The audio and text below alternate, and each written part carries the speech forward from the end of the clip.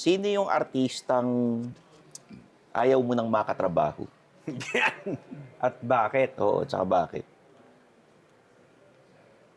Wala. Wala naman, Wala wala namang, talaga wala kasi, namang hassle katrabaho. Kasi tol, magkakapatid tayo sa industriya, di ba? Ayun.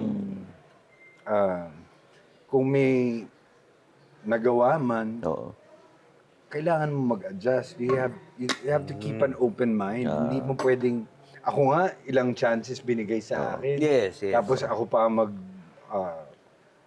mag-aano ng sama ng loob na parang hindi.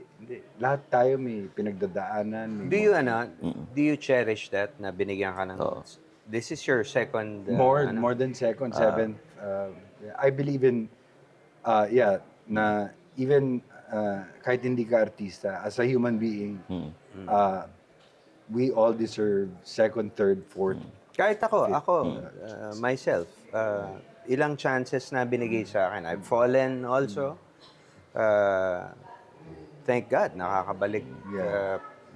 Pag ganun, di ba? Ganun lang naman eh. Up and down lang naman.